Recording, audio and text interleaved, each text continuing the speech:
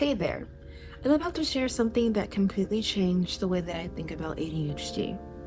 For years, I thought my brain was broken, but then I discovered these 5 design principles during my time at Georgia Tech, and everything clicked. These aren't just random productivity tips. They're research-backed design principles that I've used to build multi-million-dollar projects and my own success system. I'm a senior product designer with a master's in human-computer interaction and my bachelor's degree in industrial design. And I've been managing my ADHD since I was a kid. Today I'm going to share 5 principles that got me through undergrad, grad school, lead major product launches, all while working with my ADHD, not against it. Here's the thing about ADHD brains. We get completely overwhelmed when there are too many options available to us. Principle 1, constraint design. We get completely overwhelmed when there are too many options. It's called decision fatigue, and it's real. Traditional productivity advice says, you can do anything. But for ADHD brains, that's paralyzing. The solution? Constraint-based design. Intentionally limiting your choices to reduce cognitive load. Here's how I applied this. I used to spend 20 minutes every morning trying to pick out my outfit for the day. When in actuality, I didn't have that kind of time. I have a 6-month-old puppy who needs to go out 7:30 a.m. for his morning walk and bathroom break. So instead of giving myself all the options in my closet for a regular work day, I'm doing one of the same 3 outfits that I have different versions of. If you see me outside, you're probably going to see me in a fun t-shirt with some black leggings or exercise shorts. For the work day, I'll wear a fun shirt and a basic bottom like jeans or my slacks.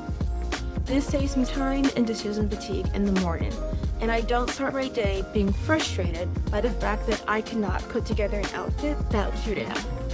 And I do the same thing with my work projects. Instead of an endless to-do list, I limit myself to the top 3 things I need to get done that day. When I hit 3, I have to finish something before adding another. Principle 2, visual hierarchy for attention. ADHD brains struggle with information prioritization. Think of it as a GPS for your brain. Imagine a stoplight, red, yellow, green. You know exactly what to do for each color automatically. I color-coded my entire calendar system. Red for urgent deadlines, yellow for important but flexible, green for routine stuff. Before this system, I was constantly double booking myself and missing deadlines. Now, one glance tells me exactly where I need my attention to go. This is why good app design matters so much. When I design user interfaces, I use visual hierarchy to reduce cognitive load. The design should guide them there naturally. Principle 3. Feedback loops and progress indicators. Here's something most people don't know about ADHD or just don't understand. Our brains are reward-seeking machines, but we need immediate reinforcement to stay motivated.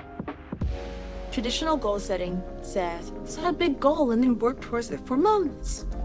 For ADHD brains, that's like trying to drive across the entire United States with no speedometer. I know you all have seen those 75 hard videos, where if you miss one thing on any day, the 75 days starts over. And that's my worst nightmare. That feels like a form of torture to me. The key is making progress visible and immediate. When I finish a task, I physically check it off and see my progress bar move. That tiny dopamine hit keeps me going. This is why onboarding flows and apps have things like step 2 of 3, or progress indicator, or icons on that progress indicator to show you that you're moving through the process. You're getting close to being ready to use the app.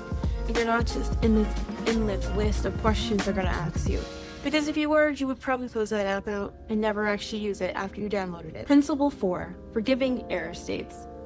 Raise your hand if perfectionism has ever stopped you from finishing something. For ADHD brains, one small mistake can derail an entire project, just from the pure frustration of it all. Traditional productivity systems punish mistakes.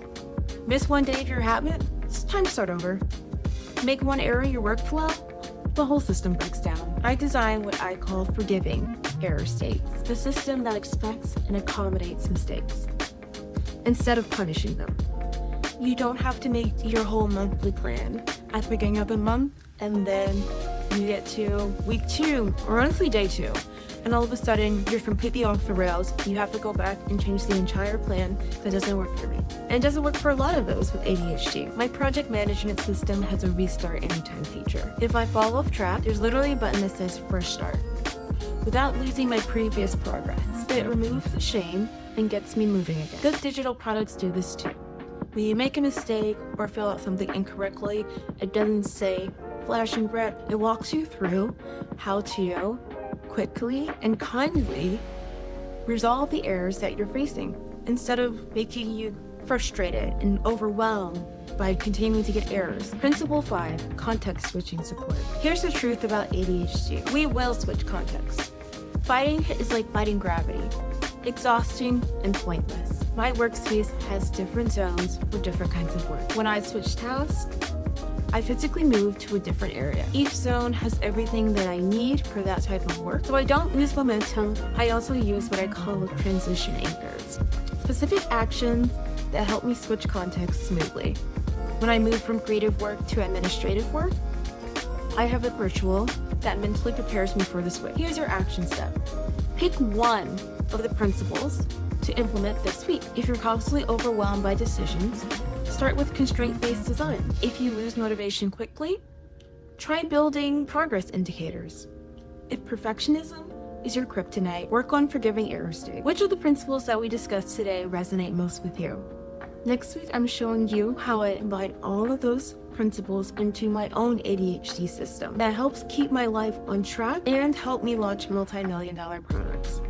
Drop a comment below. I read every single one, and I'll be replying. Hit subscribe if this was helpful, and I'll see you next week for the deep dive into my own ADHD systems.